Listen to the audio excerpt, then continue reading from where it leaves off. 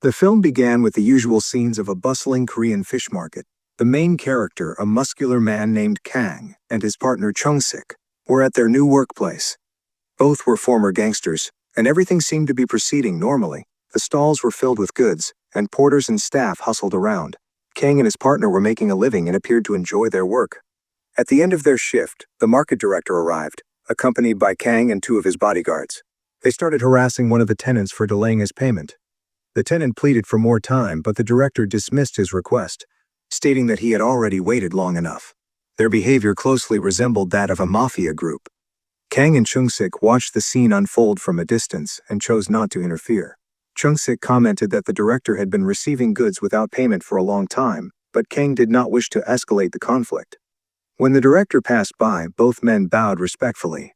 After finishing their work, someone proposed an urgent meeting.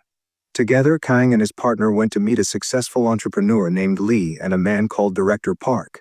They presented a supposedly profitable business opportunity, assuring Kang and his partner that it was a safe investment, more rewarding than gambling.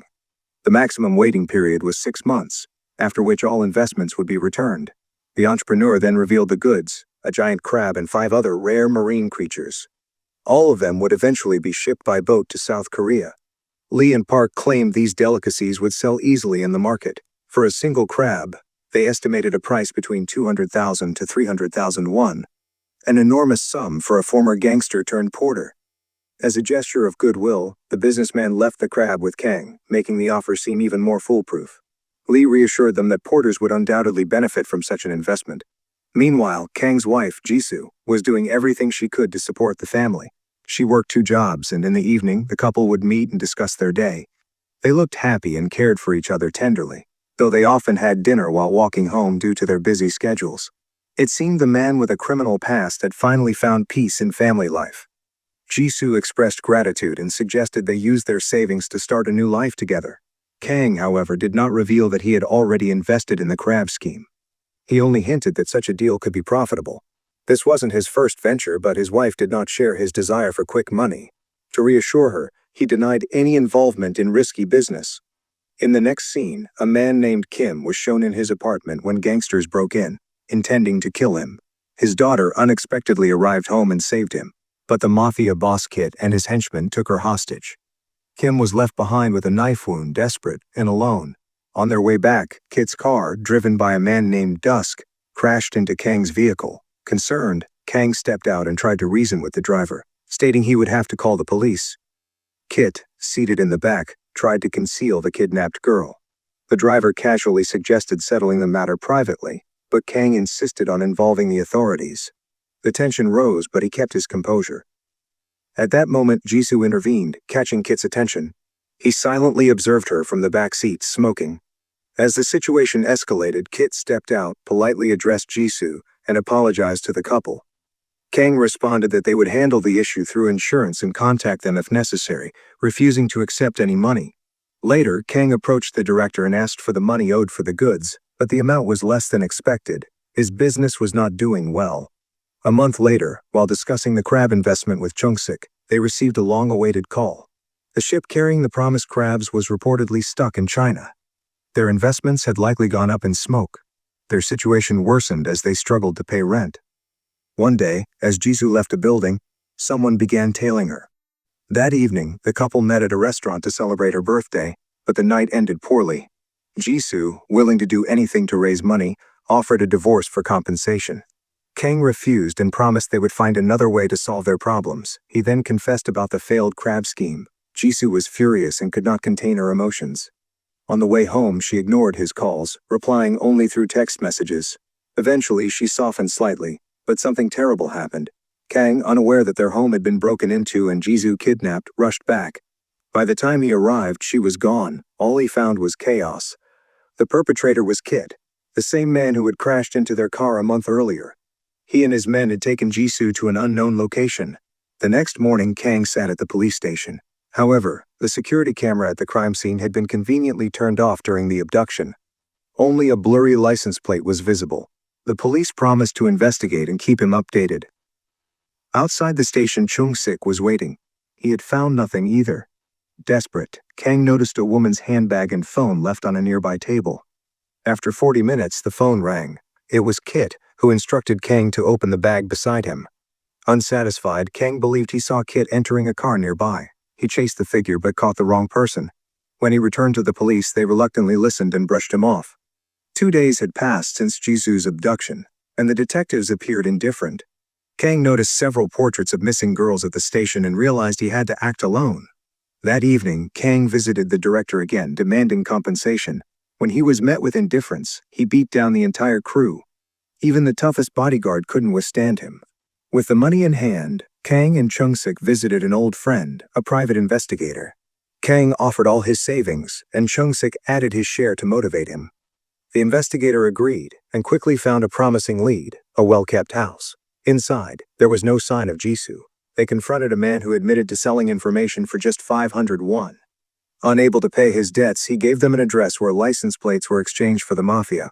They headed to the parking lot, and were led into a hidden storage area connected to an underground casino. A well-dressed woman approached them, mistaking them for police. The detective tried to manage the guards but was quickly overpowered. Kang intervened, causing chaos.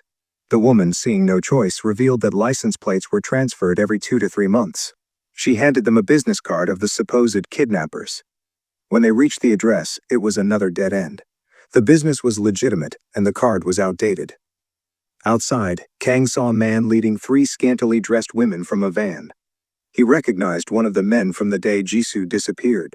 He waited for the gangster to return and tried to speak with him, but the man ignored him. Frustrated, Kang tried to act but failed. At that moment, the police called, asking him to identify a body resembling Ji-Soo. Kang, relieved, confirmed it wasn't her.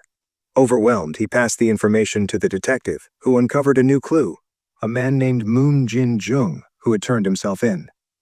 Kang arranged a meeting. Moon's story also involved Kit. When Moon's wife was in a coma, Kit had approached him with a financial offer, having seen her on TV. Desperate, Moon agreed to sell her. Before parting, Moon gave Kang his own investigation results. In the folder was a business card similar to the one Kang had received from Kit. Everything started to connect. A loud noise broke the silence, prompting Kang to head to the office address on the card. There he spotted a familiar face, the driver. Kang interrogated him aggressively and forced him to his hideout for more answers. The thug mocked Kang's approach, questioning who could speak clearly while being beaten. Then Kang's phone rang. It was Kit. He ordered Kang to kill his own driver or else Ji-Soo would die. Kit demanded his money back in exchange for Ji-Soo's life and hung up.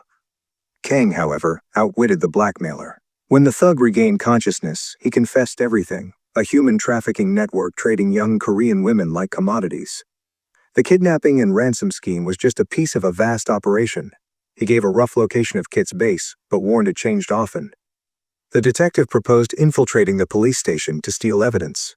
Meanwhile, Ji-Soo's location was revealed, a facility resembling both a hotel and an abandoned psychiatric hospital. She and the other girls were in danger, sleeping on the floor and suffering beatings. Kang, Chung-sik, and the detective infiltrated the police station and sneaked into the accounting department. Chung-sik pretended to be a subordinate from the chief prosecutor's office. They nearly got caught, but Kang created a distraction, allowing them to escape with the money.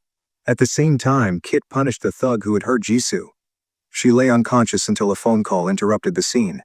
It was Kang, proposing a meeting to exchange the money. Kit had no intention of keeping his word and ordered Kang's execution. Back at the station, chaos erupted as police reacted to the break-in. The detective, suspecting Kang, called him. Kang answered briefly, stating he would find his wife and face consequences later. Meanwhile, Ji-Soo regained consciousness and, with a new ally, escaped.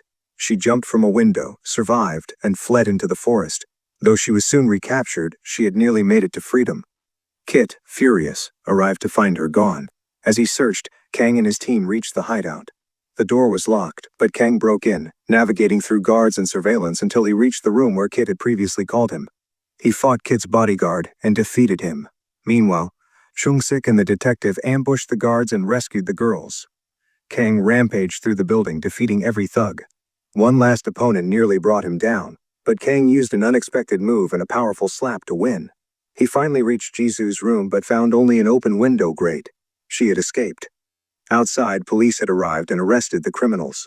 Kang's team, using their fake identities, slipped away unnoticed. As Kang drove off, he encountered Kit again. Surrounded by police, Kit tried to flee, showing Ji-Soo's drugged face through a window.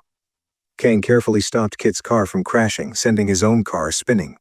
Kit stumbled onto the road with an axe, charging Kang's vehicle. Kang captured him, beat him, and finally stopped only when Kit could no longer move. Kang then turned to his wife, unconscious in the car. She slowly woke and cried tears of joy as she embraced him. The story ended with a news broadcast reporting the shutdown of the human trafficking operation. The second story highlighted a huge victory for Kang and Chung-sik.